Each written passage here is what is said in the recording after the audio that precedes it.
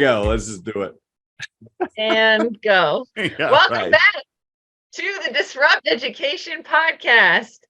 I'm Allie Privitt here with the co-host Peter Hostrawser, the starter of the Disrupt Education podcast. I just came along for the ride, started jumping out of planes, and here we are, a year in.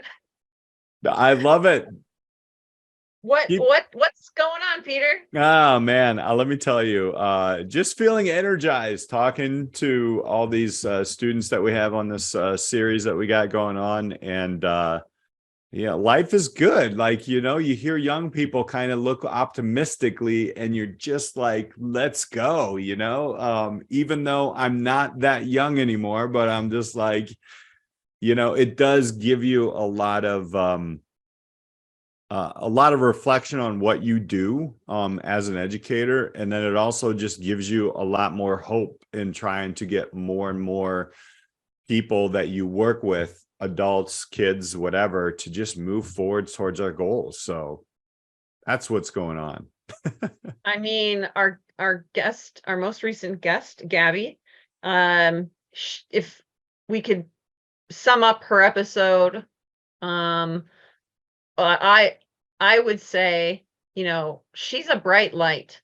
And when you talk about talking to young people and that kind of this idea of the fountain of youth and educating, I don't know, there's something special about the energy that someone who's untethered from the world, like they aren't so, I don't know, adults, you can be skewed, you can be lackadaisical, you could be frustrated. I don't know. There's layers to adulthood that young people are not yet burdened with for the most part. I have asterisks on that because there are certainly young people that do carry a lot for many different reasons. But Gabby is someone who, she's kind of like, if you want a reason for like why you teach, she's the type of student that comes to mind, and I think any educator listening to this knows a Gabby, has taught a Gabby, type. And yeah, there's nothing there. You can't, as Gabby was talking about, you can't put a numerical value on that, yet the world wants to. Right. Maybe we dive in there. Yeah, I like that. Nowhere ever did she ever bring up, like, I mean, she did bring up, yeah, she knew she was going to get a good grade in my class because I told the kids, I'm like, you try, you're going to get a good grade. I mean, that's it, right? So it's a little bit different than testing, but you have to perform, right? You have to experience things. So she realized that and she accepted that challenge. I think Patrick did as well. But yeah, like, it wasn't, there wasn't a score. She wants to become a teacher, and listen to this very carefully if you're an educator or an administrator or a lawmaker. She is becoming a teacher to help people like become the best person they can be, not to get an A. Did you hear that? Like that was in between the lines. And same thing with Patrick, although he wasn't going into education, but like Gabby was like, I just want to help.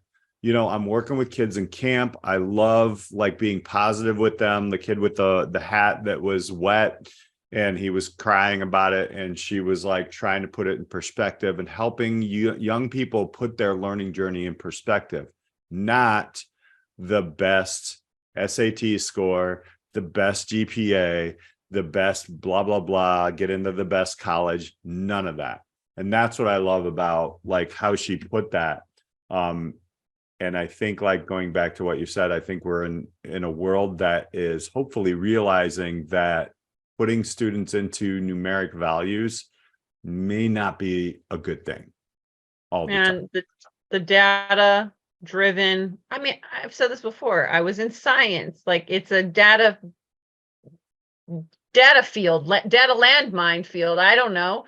And I was a science educator that rejected like making all these data driven decisions was like a big phrase. And it's like relationally, you focus on relationships, which that was very evident as a huge driver for Gabby, right? Mhm. Community and relationships and everything that she does, that radiates off of her. And that's why she connected with you, because you built such a strong relationship. It wasn't just a go to class, check the box. That's a theme that we're seeing here. And if you're going into this school year, this upcoming school year, like, how can you focus on relationships than a number or letter on a page that is going to determine how you interact with someone or where you place them, or measure their success. I think education has that off at every level. There are students who are number driven. There are teachers that are numerically driven, admin, data driven, and lawmakers and policyholders that want some percentage on a piece of paper to check the box of whether or not you're successful. And I think that's now old school. Yes, we Mhm. live in this AI technology, oh my gosh, all these standards and numbers and stuff, but like, don't you think about those old, like those one room schoolhouses or people back in the day? Like, I was okay. This actually is really good. It's just such a side. It seems like an irrelevant side fact, but Mhm. um I do sell some stuff on eBay. Gabby's doing her own selling of stuff, and I find like stuff at antique shops and auctions and repurpose it. Mhm. And books are something that old books, oddly, they sell on eBay. Mhm. And so my dad actually had found an old chemistry book and arithmetic books. And I had those in my classroom. These were like middle school level back then. They're from Mhm. the 1800s that my high schoolers had no idea how to solve. Mhm. And it's like there's a lot of layers to that. And I'm not saying that, like, we're dumbing down education or anything like that, but the sometimes the leveling, people think, oh, like, well, they didn't know that much, or they couldn't do as much as we can do now in this information age. And it's like people still solve problems and invented all the stuff that we got to where we are now. And it was probably more relationship based. Mhm. It, right, and moving Right. each person along in their learning journey. And that was something that Gabby really hit on, was this relationship piece. And if you're in a one room schoolhouse, you better have really good relationships with everyone in that schoolhouse in order to know where they are, where they're headed, and how to help them get there, because you Mhm. can't do everything for everyone. And in addition to that, I believe like in those schoolhouses, right? Didn't they have students helping students, and it was like that family kind of thing. And I think in education, somewhere along the way, I am a believer in competition. I like competition. I think it actually helps people and entities and companies or whatever get better. However, like siloed competition, I think we've done that in education to where it's me against you versus, my GPA, my class rank, and all this stuff. Well, I think some schools have actually started to get rid of class rank and etc., but they're doing it just to like make everybody happy. They're not really like they're putting a bandage on what's really happening, right? And like what you just said there is like, maybe we could get deeper into crazy awesome education, or go back into those 1800s books as in arithmetic or science, if we had people working together like they did then, right? And I think we've missed, like, that's gone now, because I think we've siloed people up. I think it's part of the pandemic. I think it's part of technology. So I think you're on to something there. That's why I really wanted to ask her about, and I got the answer that I kind of expected about cheerleading, right? It was a family, like, you know, when you're working with a team that just is awesome, it's hard at the end of the year. I know that as a coach. I know you're a coach. Like, it's very difficult, when you have to say goodbye to that team, right? Yep. And you go through it, but then you go back and see how much you did together. You helped the person's, a couple of people struggling at certain points. Some people showed up for a game, some people didn't, but you all tried to lift each other up. I think we need to do more of that with education rather than, well, Allie, you need to regurgitate all these facts and that's it. It needs to be, well, let's be a part of this group. And what did you bring to the table? What skills do you bring to the table? And I think that's, I hope we're going to see that. It's very difficult to break kids out of that mold because it's traditional thinking. And nobody wants to ask for help. I will tell you what, Gabby and Patrick both ask for help a lot. Or what do you think about, or do you know somebody who, and that's how they started to preface their questions. And she even said it, Gabby said it in the episode before, like talking about a teacher where a kid was asking a question and the teacher is getting upset. Like, there's a better way than to just say, Allie, shut up and go find it for yourself. You can tactfully get to that outcome with a relationship rather than go to Google or go to ChatGPT, right? Like, this is a great question. I don't know the answer to it, and I really don't want to just go find it for you. Let's go find it together. There's just different ways, and that is a relationship. And I think that's, kind of reading between the lines again with what Gabby was saying. That's, I think, where we're headed, especially with AI and automation now. We have to get back to person to person, team to team, relationships and learning. Passing the torch. And it's interesting that Gabby has chosen kind of the work that she has, right? She's doing camp counseling for like that age group that she could potentially see herself teaching in. And she also spoke about when she was in elementary school, she was the kid who was asking for the sheets and for the papers so she could be the teacher. I go back to this idea of this one room schoolhouse. It was really what came to mind with this, because she would be an asset in that type of an environment, and not all kids have her skill set. But then it's kind of this raising the bar, silo, and maybe not even a silo is the right word, but it's this local, community building. We're all in this together.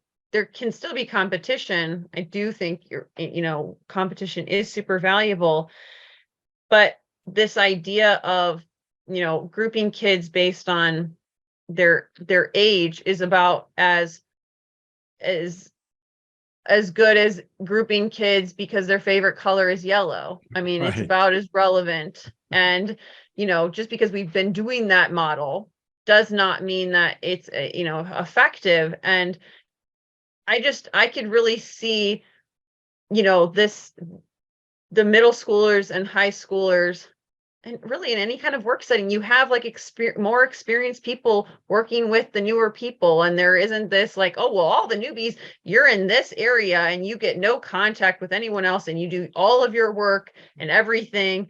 It's just like not how it works outside of school. So why can't we, have more relationships? And we've talked about this, even like bringing the outside world into school, because that shows more of that. And then the same thing is like, how can we bring the high school into the middle school into elementary, and like vice versa?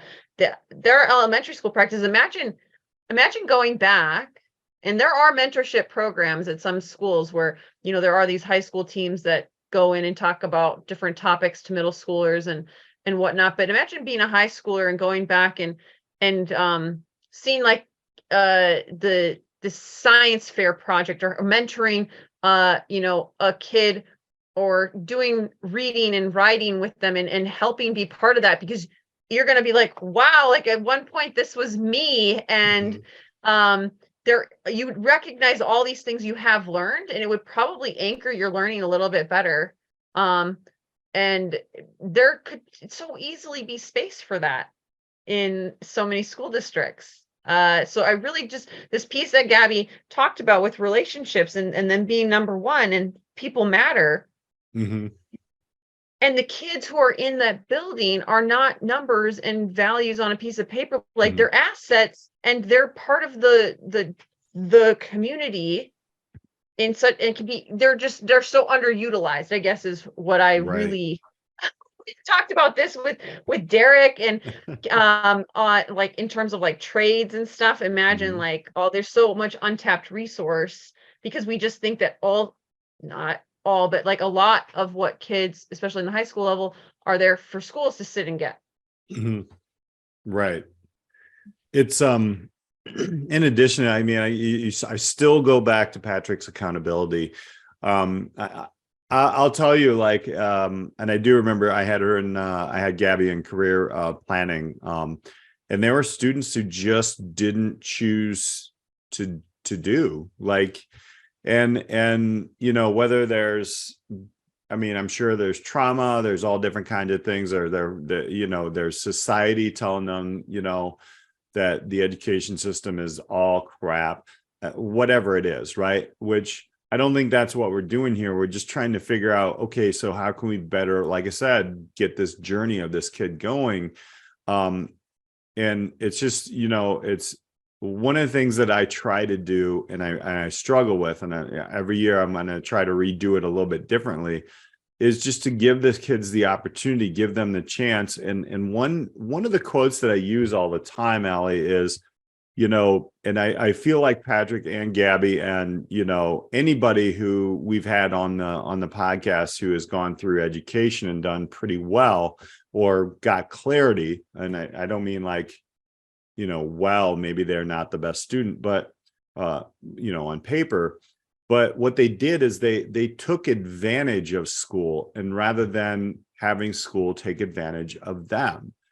And I think I try to instill that into every student. I'm like, you all have an opportunity here, and you have this amazing, I'm going to give you, and I think that's what Gabby was saying, I'll give you an A if you try. Like, right? Like, if you're looking at a grade, what if I took the grade away? Now what? Are you just going to sit here and be bored? And some do. And it's like, I still will every day constantly put out, a quote or push. And I think that's the hardest part about being an educator now. Gabby gets it. Patrick gets it. Gabby really got it. She was just like, and yes, trust me, there were days where even she was just like, couldn't be motivated, right? I mean, there are days in that 7-hour schedule or 8-hour schedule, like you can't. But I think, what we're talking about here is, changing your mindset and your own accountability, and it's consistency. It's that, how can I get in front of you and constantly tell you, like, I will have students come back to me. I'm sure you've had students come back to you and say, gosh, you believed in me, and I didn't do anything in your class, but now I am. So that's the hardest part, is because I was like, I could have saved you years, but it's good to hear that you're moving forward. But, and then you get the kids that you have no idea where they go. But it's really, like I said, enlightening to hear Gabby say that, where it goes into relationships. And then you're right. How can we connect? I mean, not only, like you said, elementary, middle, high school students, like across the board, but community, right? How do we get community going on there? How do we get, like, where students can see learners in general, the entire learning community, teachers as well, can really see what people are really doing, and really just go and try, it's good. Well, in order to do that, we would have to disrupt the model that education currently lives in, True. which shockingly is the name of this podcast. I know. For anyone listening to this, I know you're so shocked by that answer. Right. But there are plenty of people who haven't heard this message, who Mhm. haven't thought about education any differently than they experienced it. Yes. And and I think it's almost in Gabby and Patrick's answers that kind of even show that, like, a lot of their answers were, in my opinion, it's nothing against their answers. There are small changes to what could be a wildly different system that could still have better outcomes. Hmm. And it's like, you don't know what you don't know.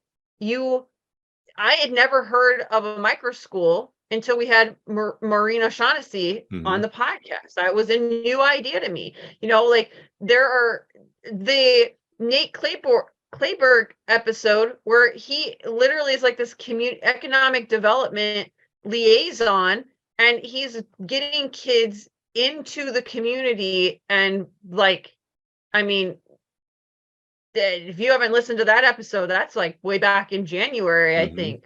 Yeah. But there are so many different ways to do school, and those are just like a couple quick examples. We've heard so many on Hmm. the podcast, and it doesn't need to be so rigid Yeah. and formulaic. Right. I call it like a buffet, right? Can we create a buffet like, education system where, everybody tries something and whatever they work best with, then they can go down like 4 or 5 different ways that things. I mean, I think it happens occasionally, but I think that we're on to something here. I really do. And it's all because of the students, the previous students that we've had, the professionals that we've talked to.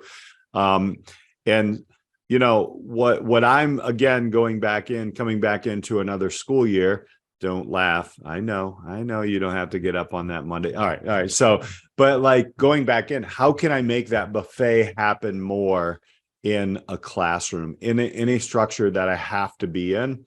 And I think that's going to be another focus of mine coming into this year. So if I had to like kind of put on my like, okay, overall hat of what did I learn from Gabby's conversation and her awesome list, by the way, is that like, how can I buffet out a classroom period where I can't control everything else, but what can we do between the bells to kind of make it as interesting and as engaging and individually like personable as possible? And I think I'm going to start there, and we'll see where we go through this school year.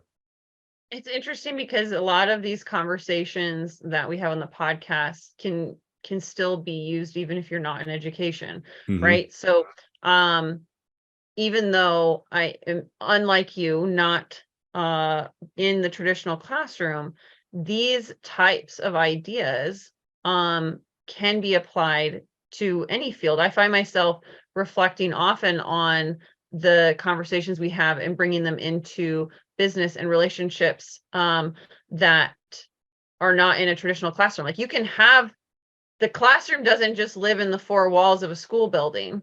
And, there are opportunities to disrupt systems by being open to change, investing in relationships, and like being okay with like trying something, failing in quotes, Mm-hmm. and adjusting. And, like, I don't know, life wasn't meant to be all waffles or all spaghetti. If you Love it. haven't listened, so it's like, it can't be so rigid and it can't be so crazy. It's like, you can modulate, you can swing, you can try something, and you can put the waffles and the spaghetti together, and like, maybe it's great, maybe it's awful, but like, why not try it? It's too rigid. It's Yeah. too inflexible, the Mm-hmm. system.